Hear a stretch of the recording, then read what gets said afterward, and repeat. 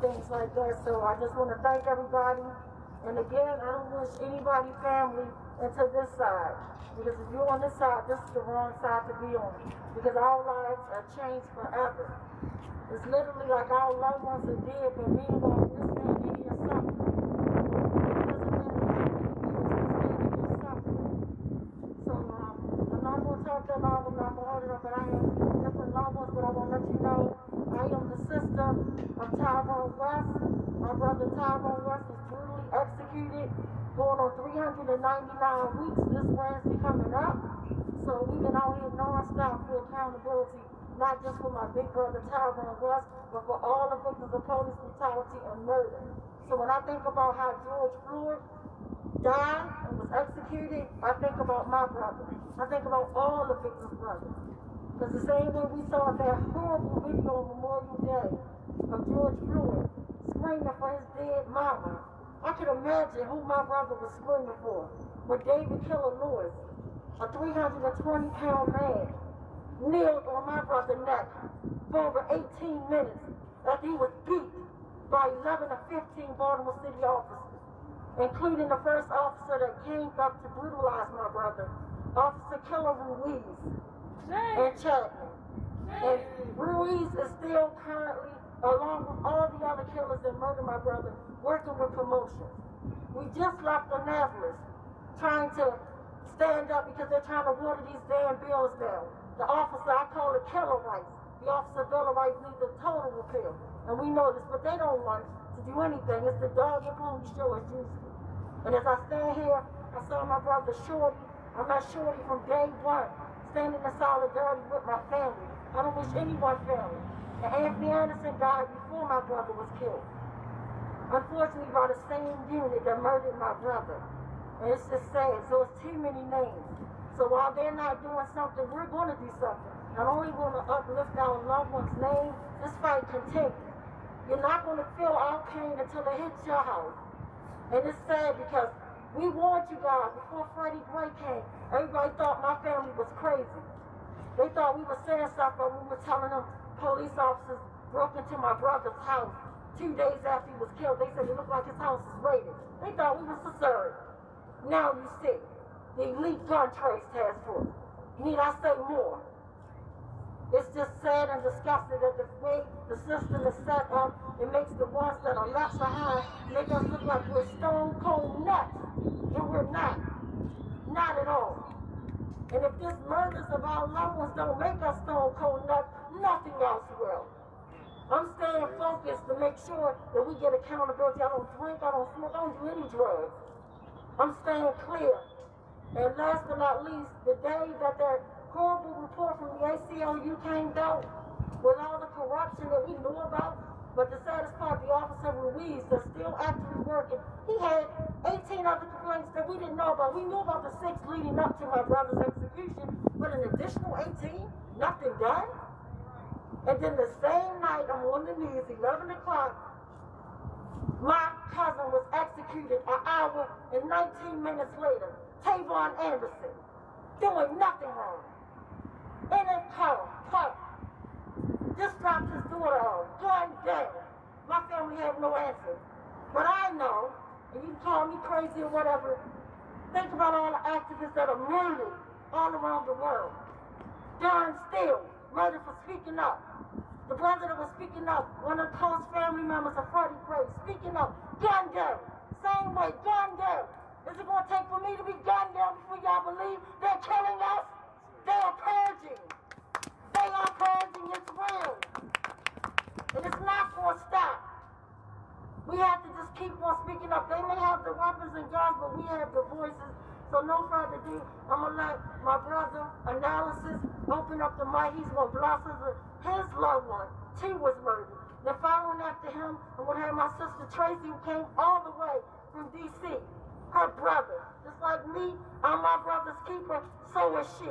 So is all our twins. Marva's up here. It's just sad. I don't wish anyone to be up here. But let's respect the families and let's just him. And I'm going to wipe this off real quick. And I'm going to keep on doing it as we do it. Mic check. Mic check. Mic check. Mic check. Mic check. Mic check. Check it how you mean it. Yeah, say it again, Shorty.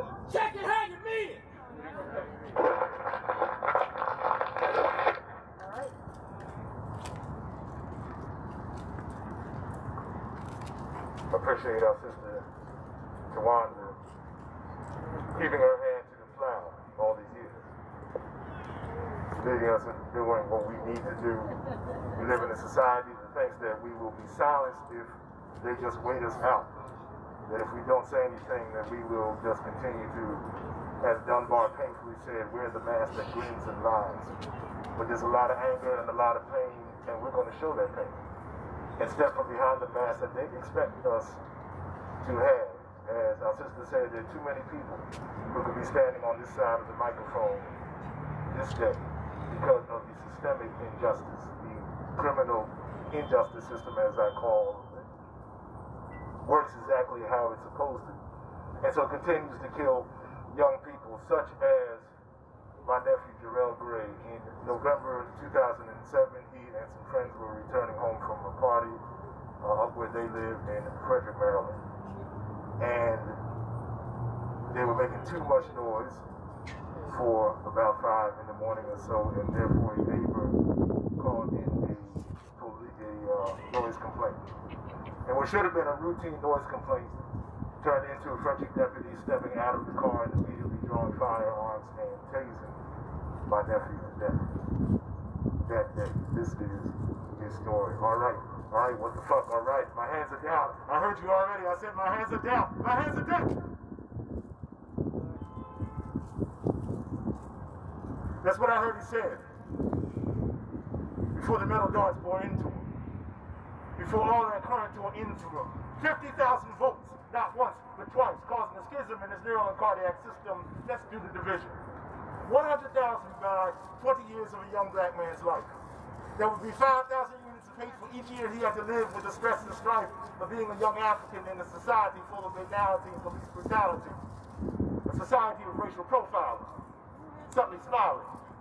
Thinking in its collective head, oh well, just another nigga dead. Cops caught the life of color. The cat got caught by even cops of color who caught out and got co-opted into corrupt conformity that consigns our kind to some crazy contumely, creating a contempt that ramps up ants to stamp out our community and watch the SWAT our attempt to live humanly. Yeah, I know that damn goose made him kind of loose, but that was no justification for an electronic noose. They made it seem like he was in a threatening position, but that's another damn law enforcement fiction. As our witnesses made statements to the contrary. What I witnessed too often from the constabulary is a lack of emotional fitness to be carrying weaponry and a dangerous disposition to be the adversary. And so, he was tasered. You know, that electronic control device that's gotten out of control and is now the device of choice for many an out-of-control control freak. That non-lethal weapon, which has been surprisingly lethal for the more than 300 people whose lives it's lethal. I already had a negative view about it. I never thought this close to home the news would hit. Check my phone. Found times my sister had called. Oh shit, something's wrong, y'all. Found out later. To shock the ball, to stun the crowd. The guy who loved to run ball, whose smile was still so childlike on a man-child's body tall, was shocked and stunned to death. Shrouded under hatred's pall. The first baby boy, my sister.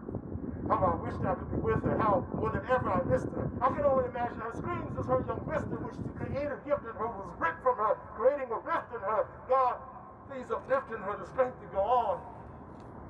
Took him to a game once. Thank God for that one time, which he enjoyed and appreciated.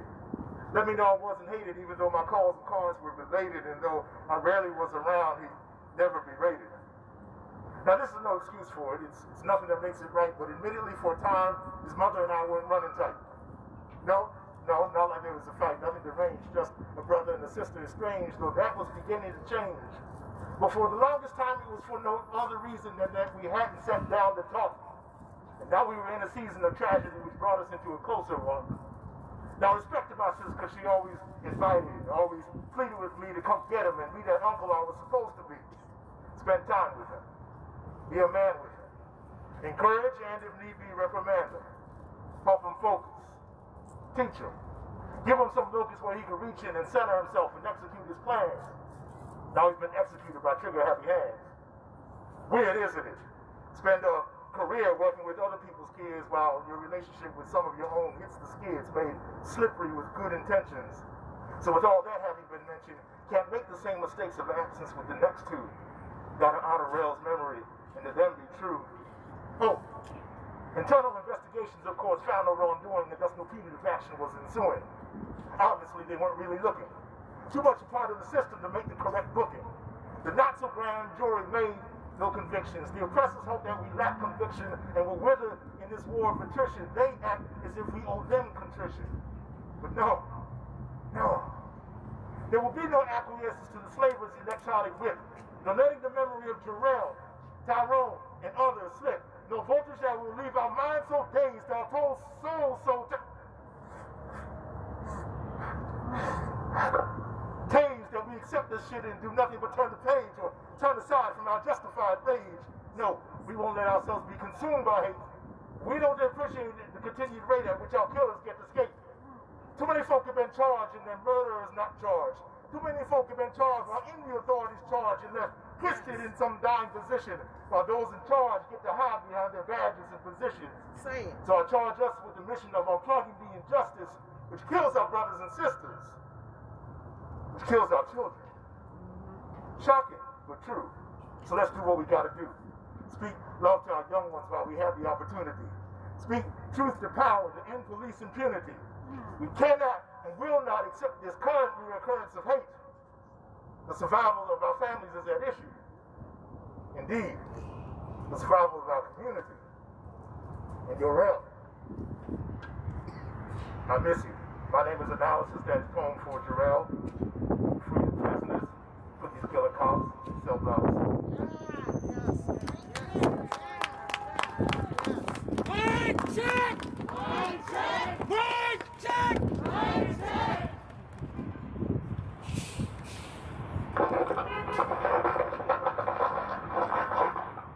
Thank you so much. That was beautiful. I'm going to bring my sister up now. My sister Tracy. Mic check. Mic check! Hi, my name is Tracy Shan, and my brother's name is Leonard Shan. He was killed by police September 26, 2019. He was stabbed by a police officer in 2018. How much time I got? As much as you want. Take as much time as you want. It's your night. No, it's your time. Take your time. We don't do that here. I'm gonna start with this. Right? Sometime in, I guess, 1701 or 1703, North Carolina said that they needed people to go out and bring back slaves that run away. Talk about Okay? Boston started it for their own reason. North Carolina took it for their own reason. North or South, don't quote me on that. But I know it was in the 1700s. And they used to run out there, capture the slaves, bring them back alive or dead, whichever they chose. We have come past that to where now we're in 2021. And for some reason, our politicians, our legislators, starting with the top of the line down to the bottom of the totem pole, which is the police officers, somehow they feel that we are still slaves. That black and brown people don't deserve a place in this country. Why they feel that way, only God himself knows, because me can't tell you. You get me? We have a stake in this country. You gotta remember, we ain't asked to come over here. You brought us here. Nobody asked you to come here. You came here and terrorized and murdered and assassinated people and took over a place that wasn't yours to begin with. So this is a country, this is a land that is made for every blinking soul. For everybody.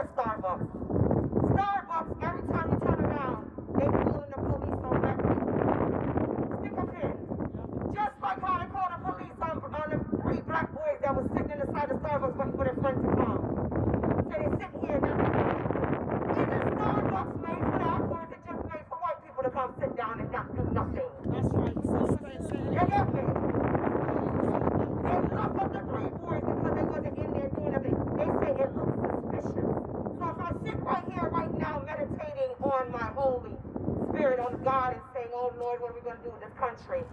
That looks suspicious to you. I'm not doing anything. You get me? So their profile. Same thing happened to my brother. The police officer comes and he harassed him. My brother continues to walk away. I didn't do nothing. I don't got to talk to you. Yes. If you ain't do nothing, you don't have to talk to them. You haven't done anything. Right. So the Officer Whiting in Prince George's County, took it upon himself to pull out a knife. What? And when I heard the knife, I said, why would an officer pull out a knife and an officer have gun? Right. No. The videos I have show that the officer pulled out a knife and went after my brother and stabbed my brother. And stabbed my brother. Pay attention to this part of the story because it's going to come back again in 2019. And I'm going to show you how the police department is corrupt. From the county executive all the way down to the bottom of the totem pole. Okay? So then, my brother in the self-defense, fight back, take the knife and stab him back. What's good for the goose is good for the gander. You get me? So when they come now, they take them both to the hospital. And the officer says, that's his knife. Oh, what? How he stabbed himself with his own knife? The officer told his co-workers, that's his knife, and he attacked me with his knife. Lying. They charged my brother with multiple charges. When he come out of the jail, when he came out of the hospital, they locked him up. What? And what is it? I believe it was Angela Olsa Brooks or Aisha Braidwell. One of the two was in the state's attorney's office at the time. The video came back that showed the officer was lying. Yes. They dropped all charges You lying. and released my brother. Wow. So my brother says, no, and no, go stop. I want him charged. That's right. What? They said no. They're not charging him. Are you serious? They was not going to charge him. Officer Whiting is still working today. From what I know. He's still on the street roaming today. So you are a threat. You are a threat. Yes. You are a threat. Yes. And you're especially a threat. Yes. You get That's me? right. I know that's right. Where's my Latino community? Right. Because they are a threat too. You get me? So all this time passed, my brother went to multiple attorneys, couldn't find one that would deal with his case satisfactorily. Some of them wanted him to forget about it, just let it go. There is no letting it go because he's not the only one that's been affected. There's other people being affected that's coming behind him. So he decides to fight, keep filing paperwork, I got all the documents if anybody want to see it. I don't mind sharing. I do that the best, is share. You get me? Now we come down to 2019, and he's at another Starbucks in Hyattsville. This Starbucks says he attacked a bistro, I can never pronounce the word, but whatever the people them that work there, on a Monday, and he came back on a Thursday. That's what they said. That's what I remember. That's what I heard. Right? Pay attention to this side of the story again. When my brother says, I didn't do anything, they call the police again. I didn't do anything. And he starts to walk away. They have multiple opportunities to tackle him, get him down, lock him up, arrest him, do whatever. Instead, they decide to kick him in his back, try and hit him with the car, talk aggressively to him, and he's already telling them, your Officer Whiting tried to kill me last year. Look at the stab wounds. Wow. I almost lost my life last year. Y'all trying to come back again and kill me again this year. What? You can see in his face he's scared. Wow. He don't trust nobody. Me neither. And he's not going to let them take him out this time. Come on, sis. You get me? That's right. So all the other officers officers, I'm not supporting them. I'm not standing by them. I'm just saying I like to speak the truth. All the other officers try to calm him down. But when you get to Officer Hill and Officer Zimner, I believe his name is. Forgive me if I got his name wrong. Right? They come on the scene and they got their beanbags and their flashbangs. And instead of them follow suit and keep the situation calm until somebody gets there that can mediate it, they decide they know best. They're a bad man, so they want to stand up and start firing. Wow. My brother believes that it was a gunfire or it was something firing, and he goes to get out the way. The video shows he didn't even make a step before they shot him and killed him with over 44 shots to the body. That's sick. 44 shots to the body. You get me? What? And then you know what they came on the news and said? They told the media, they told you, guys in the public, that he was a criminal, that he attacked an officer back in 2019. Did you hear me say anything about him attacking an officer in 2019? Did you hear me say he was defending himself? Wow. The video was there. When Internal Affairs showed up at our house, they said that they could not get a mediator to come out to the scene of the crime. That's what they told us. We cannot get a mediator to come out to the scene of the crime because it was too of a hostile situation. We have to get the situation under control before we can get a crisis center or somebody able to come out, okay? But the recording from the dispatcher says a mediator is on their way. A mediator that's coming out to calm him down is on their way. Hill and Southern, no disrespect to the lighter colored skins out here, but them white motherfuckers came in and said, okay, we're going under attack. Because they found my brother to be a threat. Wow. Now I'm going to sit here and say not every white people feel that way. So I always say I like to speak the truth. Because not every white people feel that way. That's right. But you got enough of them out there that do feel that way, and they are a threat. And that is reality. Yes. You don't got it pasted or tattooed on your forehead that you're for equal rights. So we don't know who is who and which is which. Yes. So when we stand up and try to defend ourselves, don't be mad. Just know. Don't take it personal. You got me? There are children sitting back telling their parents. Look at it on YouTube. They're telling their parents, hey, black people have rights too.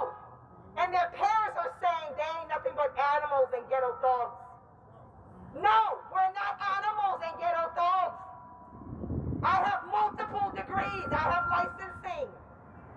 I'm not an animal. I have a house. I have 3 kids. Say it, sister. That's right. You got me? And my 3 kids are in college. Very intelligent. Very intelligent people. And they work good jobs. Right. And we work as a team to build up our family. Come on. So no, we're not like you, the ones, the evil, wicked ones. Right. We're not like you. Right. You get me? And even though they sit back and say we don't want them to come and take over, that's their whole plot, you know. We don't want them to come and take over. Hey, we don't want to take over your country. All I want to do is live in peace and harmony. All I want to do is for all of us to work together and build up the community. Trump talk about, let's make America great again. Hey, white man, go sit down somewhere because America was never great to begin with. Go find your place. It was never great to begin with. You come here and slide on the Indian them. And then you bring over slaves and treat us like animals. Come on. And then you want to come and say, from 2016 down to now, let's make America great again. Go sit down somewhere. That's why you got charges pending on you. Right. Because you're a wicked man. Right. Wicked. God don't like ugly. God don't like ugly. You hear I say it? God don't like ugly. God see everything, sister. You understand? So when we cannot get you, trust me, the Lord Almighty will get you and punish you and make you see where you stand. Vengeance is the Lord's. He will. You get me? And my faith is strong. I've seen it. Come sister. I've seen the Lord work. God strengthen her. You get me? Yes. So when we sit back and we say, hey, we don't want to repeal Leopold. Yes. We want to adjust it. We want to transform it. Let's do this. Leopold needs to be repealed. Yes. Leopold needs to go slow somewhere. Leopold needs to be burnt. Say it again. Okay? And you will constantly keep having everybody stand up and everybody come out and fight, because guess what? They don't want a law like Leopold in effect. Yes. Because it's giving police officers too much right. And unless you're planning on putting robots to walk on our streets, these people right over there, look at one of them. They are human beings. They can be corrupted. They can be thinking their own way. That's right. You understand? They're humans. They can make mistakes. So stop treating them like they're robots and they're gonna follow orders. No, they got a mind of their own and they're gonna do what they want to do. Yes. And that's why you hear police officers robbing and killing and setting up people. Look how they plant drugs in people's place. You ain't lying. Look how they put drugs in the black people's community. Look how the feds, the feds that's higher than the police, put drugs in the community and drag our children out there to go sell drugs because they want to keep us suppressed. They want to have control. Hey, it starts from the top of the line way down to the bottom. And if I know about it, it's your history. Read your history. It's your history that's going to tell you what they're doing today. Yes. So when you think it's not happening, it's happening. It's happening today. It's happening. They're still putting clocks on people. So when I'm done talking, and if they don't like something I say, or if I put something out into the media and they don't like it, they will say, oh, she's on drugs. Hey, I don't take drugs. They'll say, she's an alcoholic. Hey, I don't even drink. She is not lying. You get me? They'll say, oh, she got a criminal background. No, that I can't I deny. don't have no criminal I do. background. You That's come for right. me, I'm coming for you. Come on, sister, You say it. get me? So I'm a straight up female soldier. Soldier, sister, soldier. You get me? Right. Me So there's too. no stopping that. I can't deny that. But hey, when you come and you ask me what happened, I can tell you what happened. Yes. When you come after me, don't think beyond blink because I'm coming for you. Yes. You get me? I said when my brother died, I told him, I said, listen here. I sit in my corner. I mind my business. I don't bother nobody. Nobody bothers me. Right, sister. But once you murdered my brother, hey, I can't sit in my corner no more. I gotta come out and talk about it. I gotta let you know that we are watching you. And we want transparency. And any way that we're gonna get it by any means necessary. Say it, sister. That's the way how I feel about it. And I'm following Martin Luther King rules and laws and rights. But I don't mind going with Malcolm X either. Come on, sister. Because that's where I By stand any with it. means necessary. Say Okay? it again. Thank you again. And don't forget, Leonard Shed. He was out here fighting in these streets before you even knew me. Mike, check. Feel her pain. Mike, check. I want next. All right. Feel her pain, y'all. Feel her pain. Marvin. Right. Hold on. Mike check. Mike, check. Peace and blessings to you all. Thank you all for being out here. I'm the mother of Jamal Taylor. Say his name. Jamal Taylor. He was killed by the police on September 28th of 2019. He left to mourn 4 children that I had to take care of. Officer Bronco and Officer Wise decided to shoot Jamal Taylor out Hunt Valley and empty their clips on him. They brought the war to me. They brought the problem to me. And they're going to get this work. Trust and believe they're going to get this work. They're going to stop killing our black men. They're going to stop killing our children. They're going to stop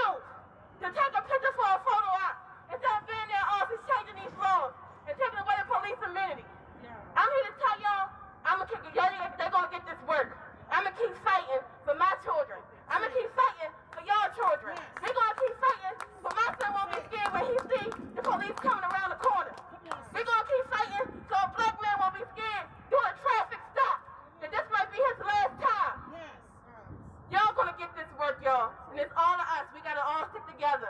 All power to the people. Rise up, nation. Mike check! Mike check! Can you feel me?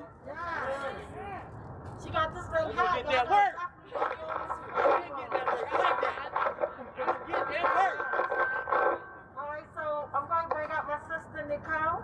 Mic check. Mike check! Yes. Get that work. Oh, Nicole. Hey everybody, I'm Nicole Pettiford. I am the daughter-in-law of Anthony Anderson. And what makes it even worse, I'm not here for one person, I'm here for two. Within a 2-week radius, September the 21st, 2012, the Baltimore City Police Department beat my father-in-law to death. My husband needed me to be there for him so he can lean on me. 2 weeks later, my 16-year-old daughter was murdered. They put a bullet in her head. So where's though I had to push him up off of me so I can lean on him. I've been on both sides of the street. Although the police didn't directly put that bullet in my daughter's head, you set her up because she witnessed a murder. Now, what time did you call me or a lawyer to be present when you questioned my 16-year-old daughter? Y'all want to hold us and say that if we're with somebody and they do something wrong, we're just as responsible as the person that did it. Well, I'm here to say that although the police didn't pull that trigger, you're just as responsible as the person who pulled the trigger and killed my daughter. What's good for the goose is good for the gander. And what you fail to realize is that just because you're a police officer, it doesn't mean that everybody knows you. You can have on your regular clothes like me. You can be running just to get your exercise in. You can forget that you didn't have enough cream for your coffee and be running to the corner store. And one of those other police officers that didn't know you and don't know that you on the force could pull you over easily, just like they do any one of us, and can harass you and can put you in the dirt like you have done our family members. And as hard as it is for me to stand here today and talk about how you took my family away, as angry as I am, as angry as I will always be, I still wish you better justice for your family than you gave to ours. I'm not a hateful person. I'm not an angry person. I'm angry at the simple fact that we even have to do this. We are all human beings. We are all connected one way or another, whether you know it or not. When you bleed red. When I bleed red. I got a baby by a white man. So it don't matter. I got a baby by a Hawaiian man. I got a baby by a black man. I'm an equal opportunist. You know what I'm saying? I love you all. It don't matter. But what does matter is the simple fact that what were they purple with polka dots? They don't deserve to be shot down in the street like a dog. And it's sad that you will give a dog more rights than you'll give a human being. You'll give me 20 years for kicking the dog. But you put a bullet in my damn head. You put a bullet in my sisters and brothers' head.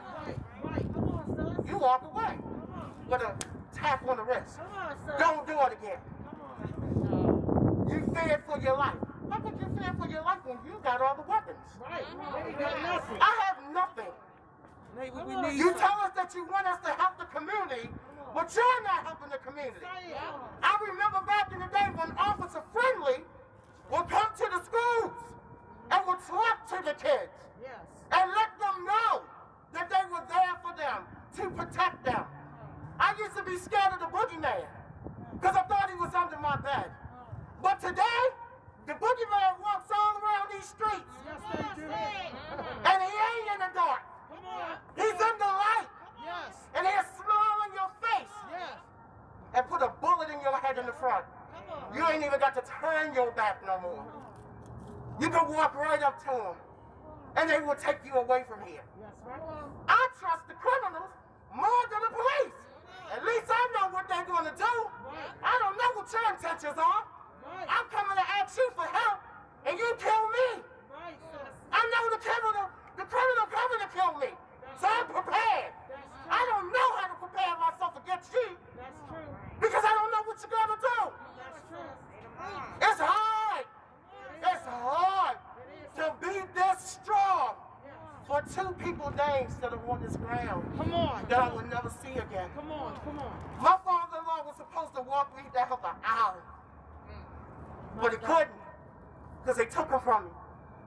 I was supposed to see my 16-year-old daughter grow up and have kids, have a family of her own, but I will never see that because y'all robbed me of that. Y'all made me feel like my family wasn't important. My family did not matter, that we were less than dogs. But I want y'all to hear my message loud and clear. We will not stop. We will continue to fight on. And if it takes me from today till I take my last breath, Nicole Pettiford will stay right here for everyone. I stand for you all.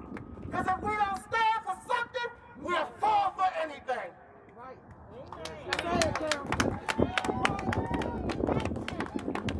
Mic check. Mic check.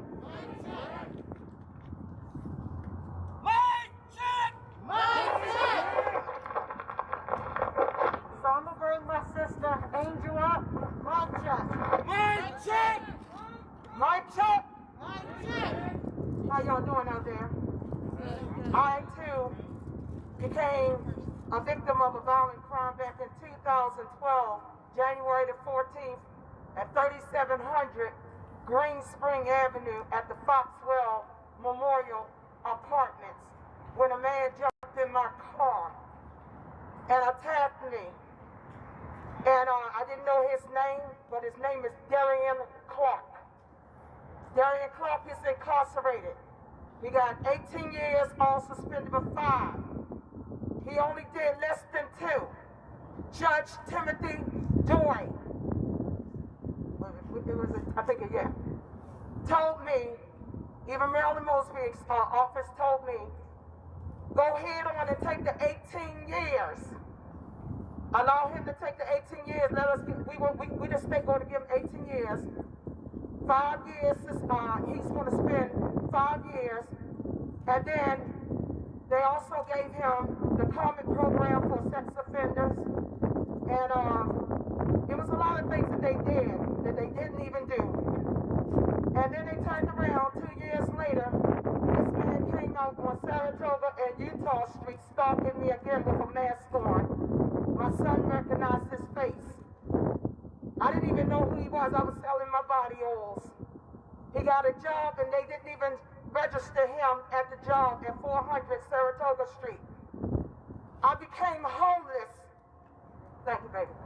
I became homeless on the streets. Right after that, I asked Marilyn Mosby's office, could you all help me and my son, who's never been in jail before, never had handcuffs on his hands until they raided a house where I got a room and they stuck a gun in front of me and my son's face, handcuffed us. Sergeant knew me. They were selling drugs in the house. I never did a room in my life. All I know is that I've had guns pointed in my face even when I went to Oklahoma, Tulsa, Oklahoma, trying to get out of the city to go with some church people. I too am a Christian, and I love God. I love my Jesus, and I love my Holy Ghost. Boldly. If it wasn't for God, keep in my mind, I should have been snapped. I should have been in an institution. But I made a decision to stand up with my sister Tawanda and all the victims of police brutality. Sometimes the trauma from all the things that we've gone through in life, it takes a toll on us all. But y'all know something? I'm gonna stand here and tell y'all this. Marilyn Mosby, I've never thought that that woman treated me the way she treated me when I walked in her door down there on Baltimore Street, and I asked this woman, is this how you all treat me, a rape victim? I was holding the sign like this. I wasn't saying nothing wrong. I wasn't doing anything loud and rude or nothing. Just standing in the hall with me and my son. Didn't have nowhere to go. We had to sleep in the airport. We had to sleep sometimes outside, but God made a way. We had to sleep in hotels. Nobody was helping us to this day. I went over to that office right there, 500, what is that, Gay Street, to get some help. And I went to the courts to try to get some help. I had an apartment, and they turned around. They took my apartment from me. They caused me to lose my car. Marilyn Mosby told me that I was banned from coming into her office. My uncle is Bilal Ali. Her right-hand man, Bilal Ali. That's my uncle. When my uncle tried to help me, Marilyn Mosby's office said, if you know what's good for you, you better not. They left me and my son on the street, and to this day, I got an apartment, I got a house through the Women's Coalition program, and they begin to blackball me again, y'all, right now as I speak. Tampering with my gas electric bill, my water bill, making it difficult for me to pay it. My bill is over $1,000. In both, one of them, gas electric is $2,000. This is what they do. They have you to enroll yourself. They got your credentials, they got your ID, they got your birth certificate, they got your name, they got your whole identity. It's stolen. And anytime you become a victim, you might as well become a criminal, because that's how they will treat you. I have been consistently blackballed, consistently treated unfairly and unjustly. And I have a house right now, and they're extending me out, told me in April the 15th, I have to move again. When I went to Oklahoma to try to escape from Baltimore, to get out of this city because it traumatized me so bad that I would have breakdowns. I even went to Morgan State University to try to go to school to build myself up and try to get my son in a class, while I was taking classes. They allowed some young man, Stacy Harley, to come in the bathroom while my son was sitting on the toilet, looking under the toilet stall, and told my son, hey man, I want to suck your dick.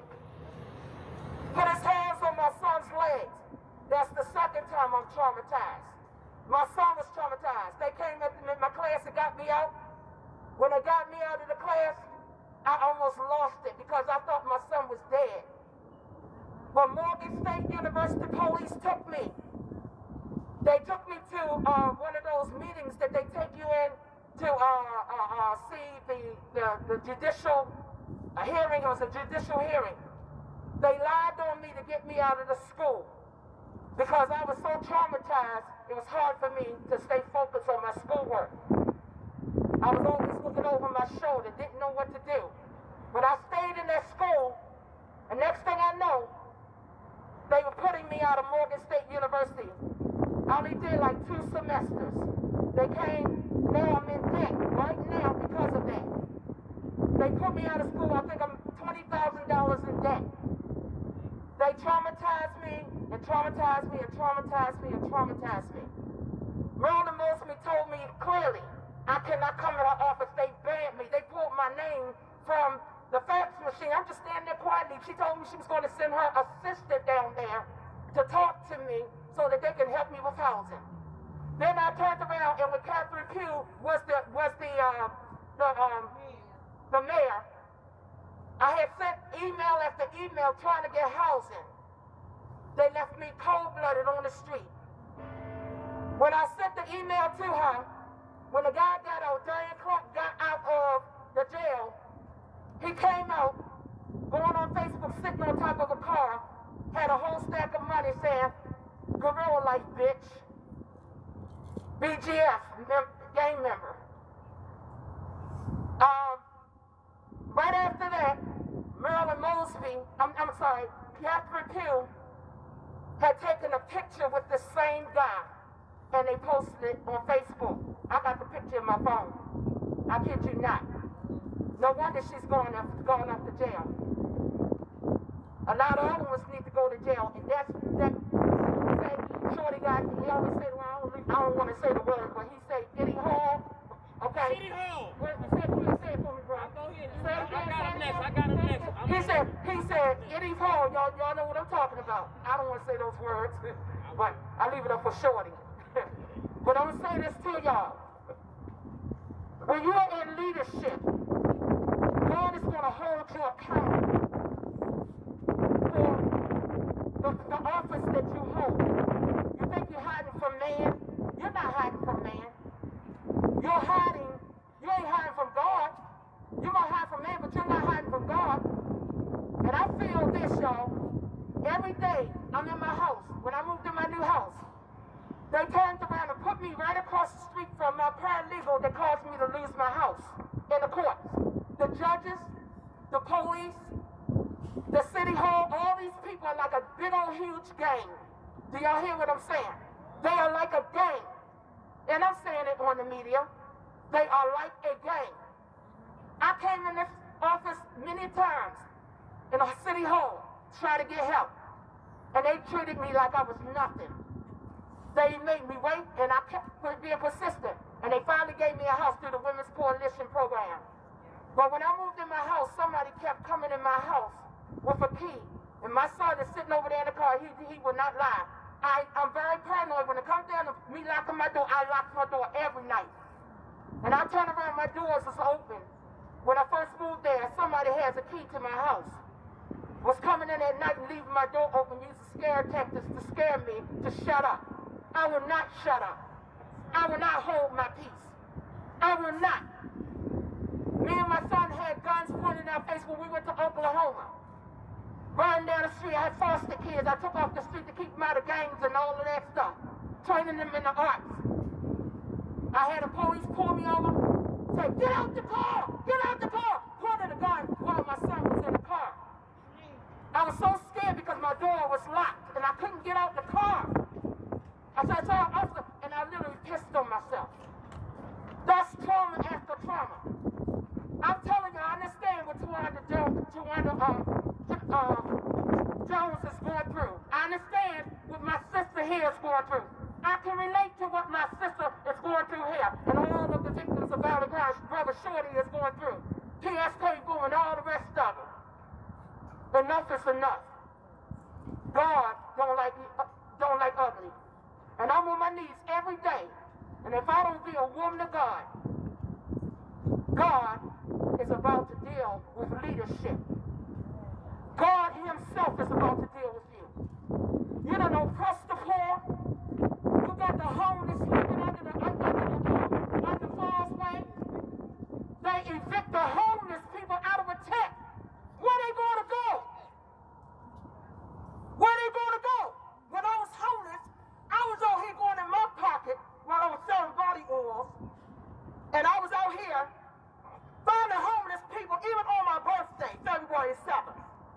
Going out here on Christmas, giving money to the homeless people. Going in my storage or in my house and getting clothes and giving it to the homeless people. Why do you want to treat us the way you do? Is your heart that evil? It's cold. Are you that cold?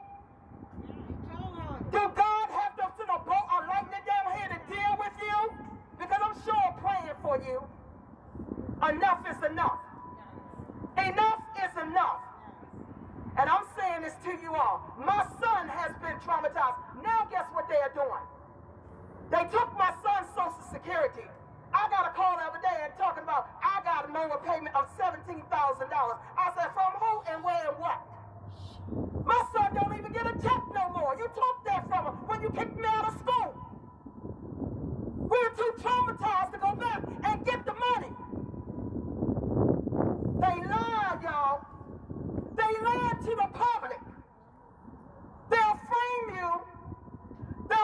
at you and frame at you and then blame you for your situation when they're the ones that's setting it up. They know how the system works. They know how it works, so they are better at doing what they got to do. They know how to do it. But God, my God, I talk to him every day. God is about to judge leadership that is not doing right. Y'all hear what I'm saying? To want to be encouraged. Thank you for this opportunity. I'm not going to take no longer. But I want y'all to know, I need you all. Remember Angel Selah, that's my name. They stole my identity. They was writing checks in my name. They did a lot. Put me in a lot of debt. I can't even get a bank account open. Gave me a car. Somebody gave me a car for $300. They snuck that on me. I don't even know if it's being wiretapped. I don't know. Every day I'm looking over my shoulder. Post-traumatic stress, y'all. I got it bad. And show to you. Enough is enough. How long do we have to go through this trauma? Trauma is not funny, y'all. They wait for me to turn like a criminal. Either you're crazy or either you're a criminal. All they got to do is put the heat on you and see how your temperature rises, and then they turn around and destroy your life forever. Do you know how many times I wanted to commit suicide? Last year, I almost committed suicide because there was that much pressure right in my home where I'm at. I took some pills and they dragged me to the hospital. Then they turned around and tried to play with my driver's license. Told me something in your license, you can't drive. I said, the devil is a lie. Stop playing them little games, them psychology games. We're at war, y'all. We are at war. We are at war. Brother, we are at war. It hurts my heart to see Tyrone West. What happened to that boy? What happened to this man's brother? I mean, son, and that nephew, and all the rest of the victims of violent police brutality? The police was involved in this because they set me up in 2004 on Aiken Street when I lost my house, when I was taking care of somebody else's child, 2 children and their father, as a good Samaritan. All I was doing a good deed, and they treated me like I was nothing, and they still doing it. Darian Clark is getting ready to get out next year, y'all. He was supposed to back up 13 years, and he's only doing less than 6 years. Do y'all hear what I'm saying? They removed it, and I don't know how they did it. Y'all go check the records. Darian Clark, he got a long record like this. I'm gone. Mic check. Mic check! Yeah. Queen.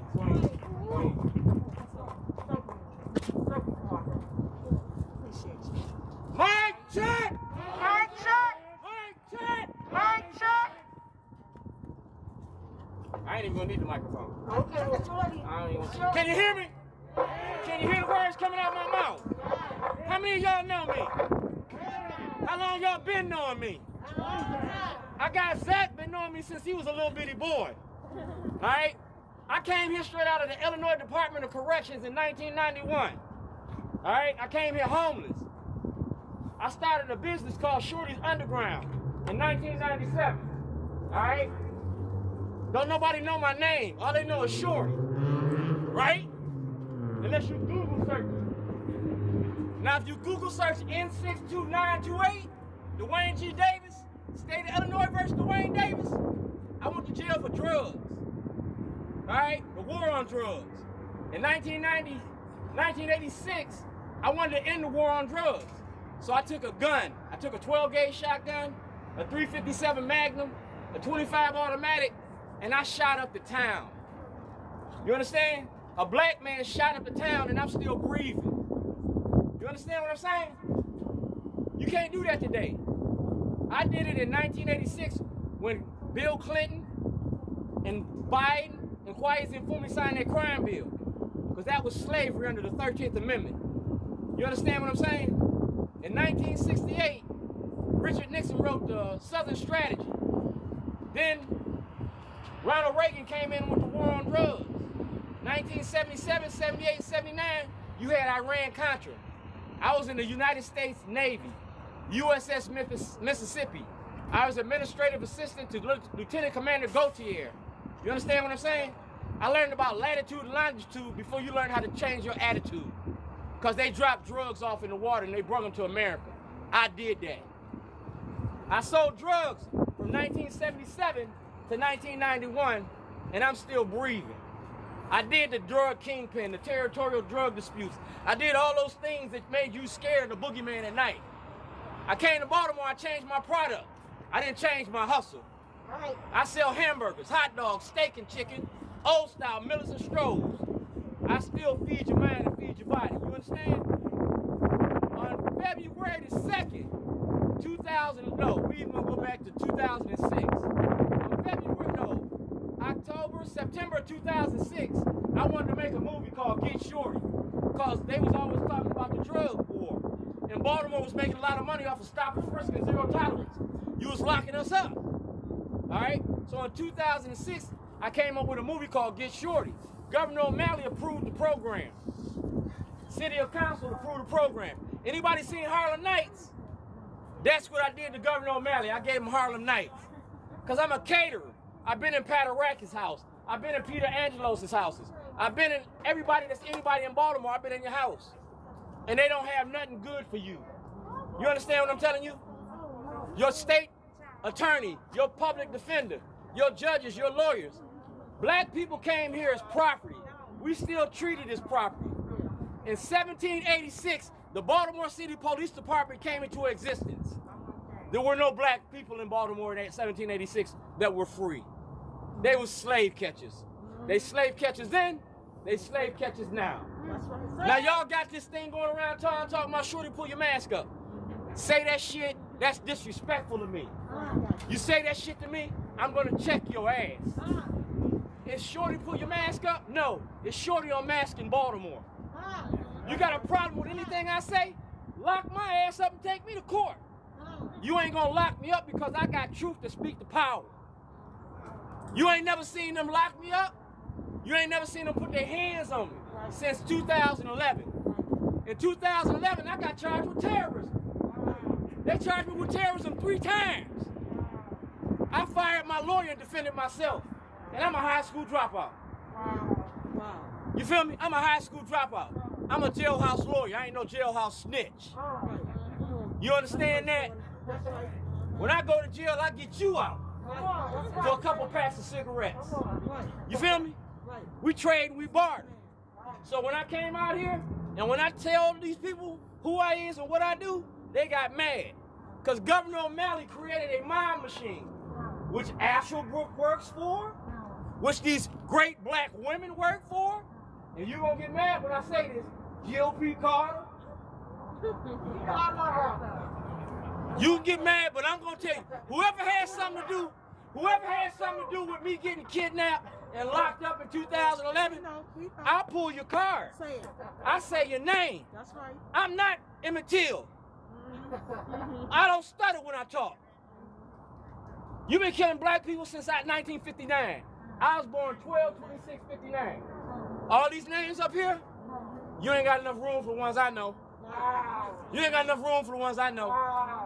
This is my black excellence. This is my black power.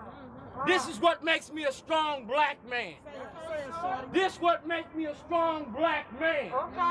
This why I will never be quiet. Who you seen made me shut up in Baltimore? Nobody. When you wanted to talk, I went in there and snatched Branch out and made him talk to you. When I step into the room, I'm like the black version of E.F. Hutton, and only white people know what that means. You feel me? Yeah. So when I holler, Mike check, say it like you mean it. These people died for that. Right, exactly. Come on, bro. I'm a black man living in America. I know that's right. I've been playing with death since 1972. Say that. Tag, I ain't it. I'm still breathing, I'm still standing. I done made Governor O'Malley run. You done seen me make Governor Hogan run. What black man can make a white man cut and run. I'm not Emmett Till. I don't whistle. I holler mic check and they cut and run. You seen Brandon Scott cut that little shit shorty with your mask up, but you didn't see the other part of the video. When I put that video in front of Jay Miller, said, Jay Miller, has a black man ever talked to a white woman like this and not went to jail? That's freedom. Come on, baby. I'm a free black man. Come on. And this is what freedom look like. That's right. Tell us, shorty. When I beat my chest, Right. it's cause of this. It's cause of that. That's right. Breathing in the pain. Let me see that. You feel me? It's cause of this. That's right. I couldn't do what I do if I didn't have Dan and Hillary. I couldn't do what I do if I didn't have Zach. I couldn't do what I do if I didn't have Gretchen. You feel me? I couldn't do this if I didn't have Brian. This ain't my fight. This is our struggle. And if you don't believe that, you don't need to be here. And if I catch you doing wrong, y'all know I'm I made you shut him down for a reason. I shut you down. And I don't run from a fight. I don't walk with a limp, and I don't carry no gun. That's right. That's I'm right. put these up. That's right. I'm a man when I put mine in. Right. Name somebody whoop my ass in Baltimore. I'm undefeated. I'm undefeated. I done fought a judge. I done fought the governor. I done fought the system. And they ain't beat me. So what you doing? Man, y'all just keep pushing. That's right. Because it's coming. Right. You the change.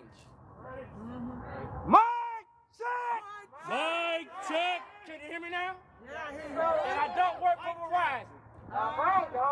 Shut him down, Mr. Shut him down. Hey, check. But anyway, I'm going to bring up Uncle Bill, and then I'm going to bring up our brother analysis to wrap us up, and then if our sister Nicole want to bless us with one of her beautiful songs, she can feel free, and we'll be wrapping it up. All right, here's Uncle Bill. Mic check. Mic check!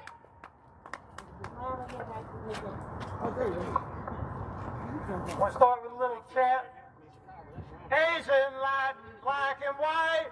Asian, Latin, black and white. Workers of the world unite. Workers of the world unite. Asian, Latin, black and white.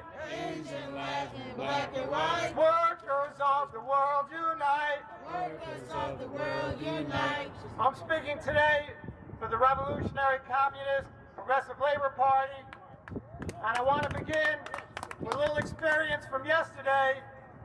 A number of us were in Annapolis, angry that they were watering down all the bills that were going to do a little bit of something about police brutality. They watered them down so bad they're almost worthless now. So it brought to mind what Malcolm X said one time. He was giving a speech talking about sellouts in the anti-racist movement. And he said it's like when you have a bad toothache, a severe toothache, and it's been troubling you for a long time. And you go to the dentist, and the dentist shoots you up with Novocaine. He starts yanking on the tooth, blood running all down your jaw. And the Novocaine doesn't stop you from suffering, but the dentist just wants you to suffer peacefully. Wants you to keep suffering, but suffer peacefully. And the legislature yesterday, and in recent history, is acting like that dentist. They don't want to stop the suffering. They just want us to suffer peacefully. And my opinion is, that's not the way to go. We need a revolution. We need to destroy this capitalist system and create a brotherly and sisterly world of equality. I want to say a word about racism. I really learned about racism from real life. I had a job in a factory on Arcontroli Avenue up near Druid Hill Park. And we manufactured decorative bars for people's club basements. It was a horrible job. They had ventilators all over the place to suck out all the sawdust, but every single one was broken. I was making minimum wage, and I'll be telling my age, but I was making $1.65 an hour. 62. I don't remember the year. Wait, let me think of the year. I'm thinking 62. 72, I think. I was 10 years old. I was closer than the rest of y'all. So, we made stuff out of chipboard where the pieces of wood are glued together. And when you cut it to make the parts that we needed to make for the furniture, The glue vaporizes and it stings real bad when it gets on your eyes. By the end of the day, we were all so full of sawdust you really couldn't tell who was black and who was white. We take the air hoses for the power tools and clean each other off before we left. And I had a number of run-ins with the boss, and they fired me. It was the kind of place when you didn't work fast enough and hard enough, they would put an ad for a job. There'd be 20 people lined up outside the next day, desperate to work for $1.65 an hour. So they would hire and fire until they got a crew willing to kill themselves. If they had you working on one side of the floor and they needed you, it's a big factory, like a block over, they expect you to run to that second spot. So when they fired me, I threw my keys for the forklift at the foreman, and I got up on top of the forklift and gave a speech, said we need a union in this place. So some of the workers, I had only been there a short while, it was a summer job when I was going to the community college. Some of the workers said, meet us at the lounge after work. We want to talk to you. So after work, I was really honored that the workers wanted to speak with me. I went to that lounge, and they told me a story. They said 5 years earlier, they had tried to start a union. And they went on strike. And they were on strike for a long time. I think it was 11 months. But only the black workers went on strike. None of the white workers would join them. And when you strike, you got to shut down the business, so they're hurting. And it forces them to give in to some of the demands. But because the white workers kept working, they couldn't shut it down and they didn't win. So I learned a really important lesson. Here I was, a white worker, but the racism of those white workers 5 years earlier caused me a lot of suffering. It meant I lost that job. It meant the ventilators didn't work. It meant the power tools weren't safe. It meant the boss could force us to work like slaves and so on. That's how racism works. It's a trick by the capitalist class to divide and conquer the working class. That's how that works. And when you have a toothache for 400 or 500 years, you can't just reform it away. You got to pull the damn tooth out, and we got to pull this system down. Mic check. Mic check. Mic check. Mic check. I need that energy. I need that energy. It's cold outside. That energy. Mic check. So again, I want you guys to keep your eyes out on the trials that's happening, starting on Monday, I believe. And I really feel like it's going to fail us. I don't have any hope in this system. I really feel like they're going to water down his charge, and he's going to walk away with a slap on the wrist for killing George Floyd. We live in America where you can get away with bloody murder. So I want to give a big shout out to Mass Action and all the coalitions that got together and did a national thing. This is on a national level. We're standing in solidarity all around the world right now, doing different actions. Just to let us know, to let everybody know, there is no justice. It's just us. Right, just us. We get killed in our homes. We get killed in the streets. That's right. We daily plagued by killing police. You see, there is no justice. It's just us. Living in a worldly society that's designed to kill, murder, and conquer us. So, fuck justice. It's just us. Just us. They don't even want to get rid of the Bill of Rights. I mean, the Bill of Rights. They don't want to get rid of it. They don't even want to talk about repeal. But if officers were disappearing and getting murdered, they'll see how we feel. Mic check. Mic check. Even officers are suffering in the police department. If you're a black or Latino, you have problems if you don't go along with the get along. If they're talking about it, that's why the lawsuit is out there. The grand report is out there. They are talking about it. So it's not just us on the street, in the community that is getting shut down. There are officers out there saying, repeal Leopold. It's not working. And we see what these racist officers are doing to the community. You understand? And they're talking about it. And lawsuits are in place right now against the chief of police. They're talking about it. They're saying repeal it. They're telling us, hey, I'm a police officer and I need the Leopold repealed. So it's a big problem. So if they want to keep watering it down, who is it benefiting? I want you all out here to know, and I'm talking to the white people, Caucasians. When they're done with us, remember they're coming for you. So we are together. How you push this thing down?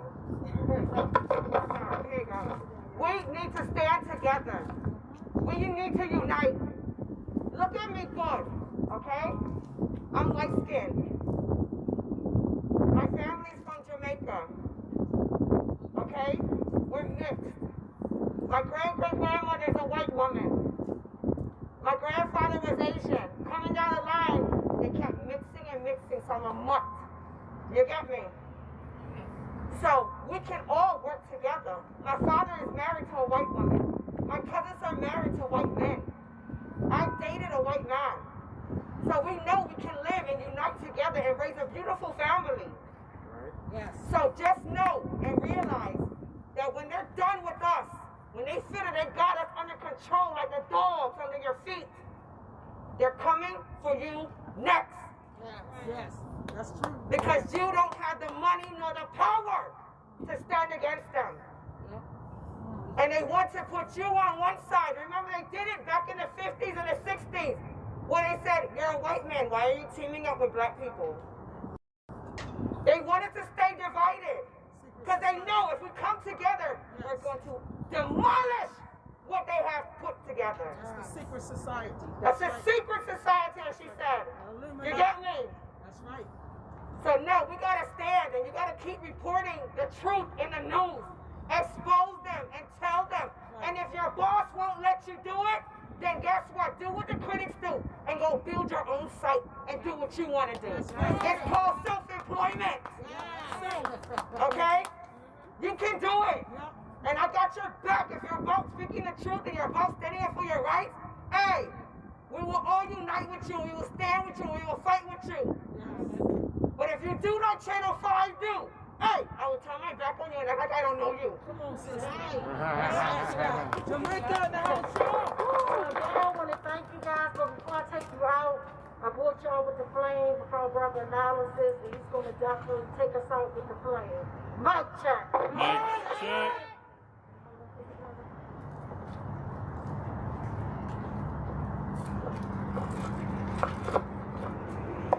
Mad truths haven't been spoken here today that needs to be said and will be said over and over again. As all of today's speakers, as all of today's families have alluded to, this is part of an overall system. As I said earlier, this is a system of criminal injustice so that this country would want to get off by just saying, oh well, that was just one evil person that did that. That was just two evil people that did that. No. These individual acts of evil people with badges and guns are driven by a system. It is driven by a network that wants to and is hell-bent on keeping Keith Davis Jr. in prison. It is a system that for decades has continued to keep Mumia Abu-Jamal in prison and does so even though we have just heard this because he has contracted COVID-19. This is a system that, even if it's not the health earth, that will dig and gnaw and pick at things like the cash bail system. In Wisconsin, I think it was either Wisconsin or Michigan, they just made a move against cash bail the past couple of weeks. Maryland, what are you going to do? This is a system that will keep people, you mentioned Keith, State's Attorney Marilyn Mosby, I'm calling you out. Yes. All right. I mentioned Mumia. Philadelphia DA Larry Krasner, I'm calling you out. This is a system that will oppress immigrants with the same rhetoric, almost verbatim, that was used against black folk in the days of the Confederacy. Now it's just been switched over to immigrants. This is the same system that not only in the United States continues this type of pernicion, but will oppress black folk in Brazil, that kills black folk in Colombia, that imprisons black folk in the United Kingdom. And so these are the types of things that we need to organize systemically. I'm moving into this next piece to kind of wrap us out with, because we need to go out and teach people. And there is material on this. This is not just things that we are saying as victims, as families. These are the things that have been written and studied. There is no more debate about it. And as a rad minister and a bookseller, I want to teach. You all, every one of us must go out and teach. Get Alex Vitale's The End of Policing to understand why little pity-patty piecemeal reforms are not enough, why the whole thing needs to be deconstructed and something put in its place. Get Andrea Ritchie's Invisible No More to talk about police violence against women. Get, of course, the foundational piece from Michelle Alexander, The New Jim Crow. This next piece is called The Selling of Souls, and that's spelled with a C. Yes. The Selling of Souls. You know, the old folk used to say, Paul and Silas, bound in jail, sing God's praise both night and day. And I hope that Trump might blow me home to the New Jerusalem. Some of y'all people know about that. Yeah.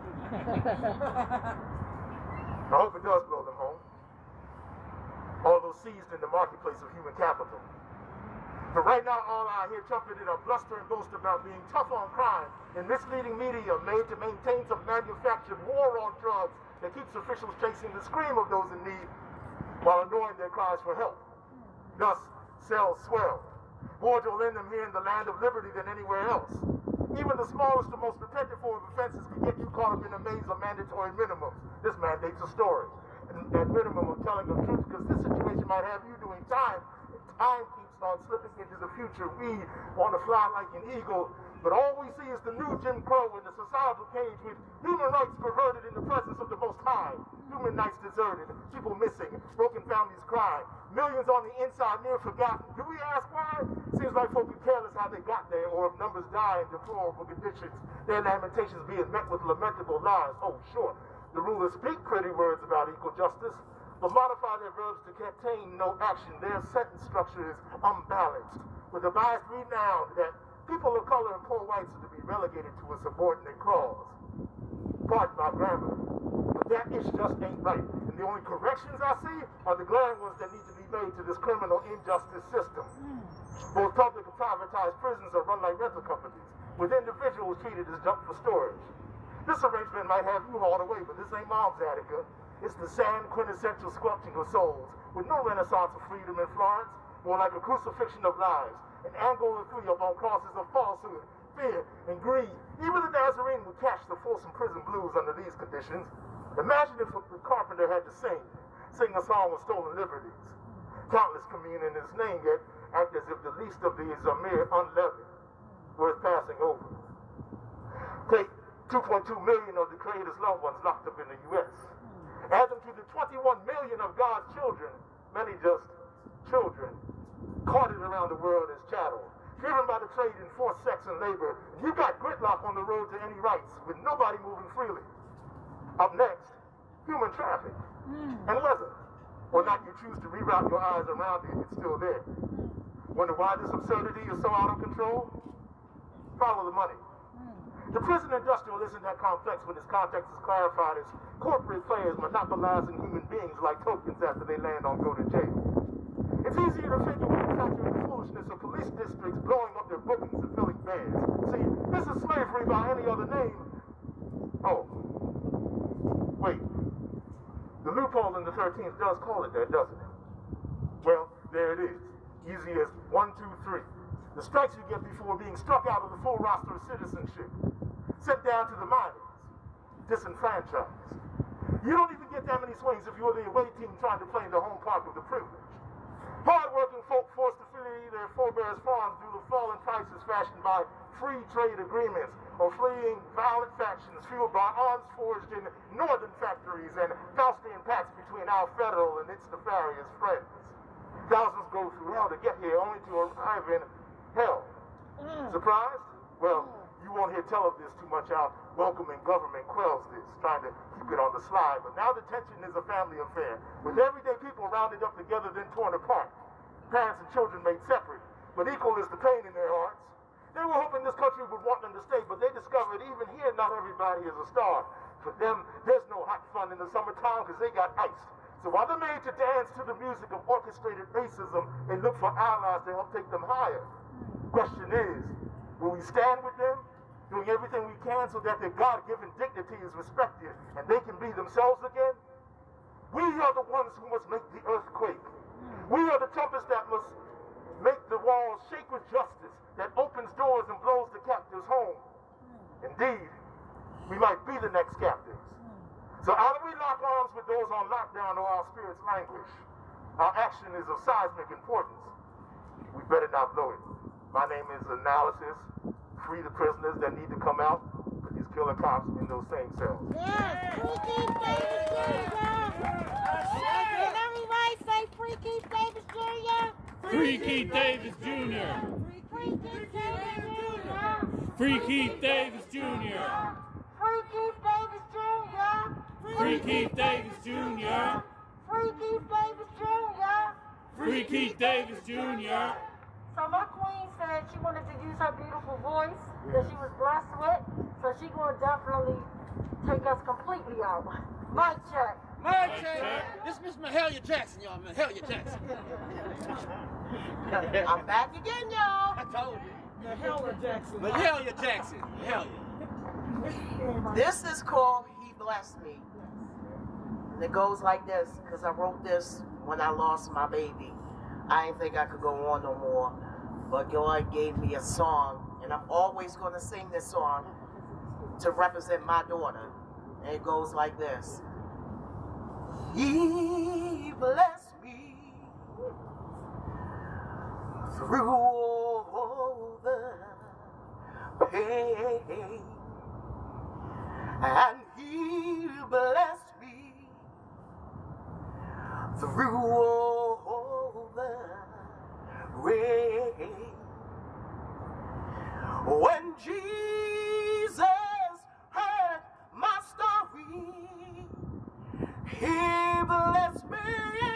I knew that He would. He blessed me. He understood.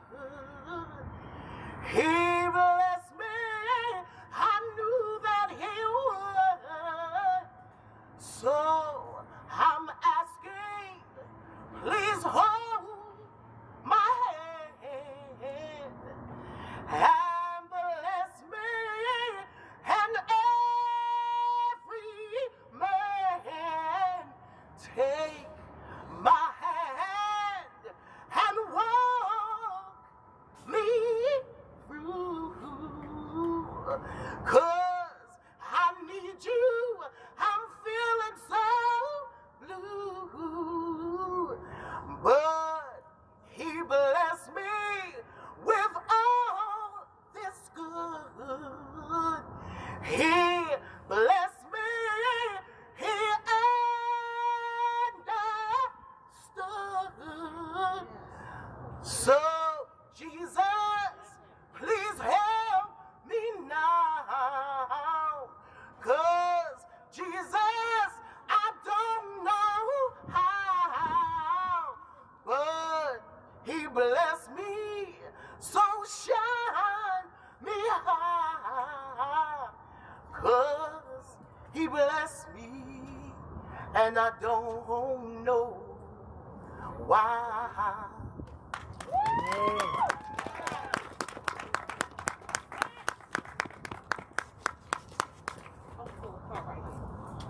All right. Mic check. Mic check. Here is some energy. Mic check. Mic check.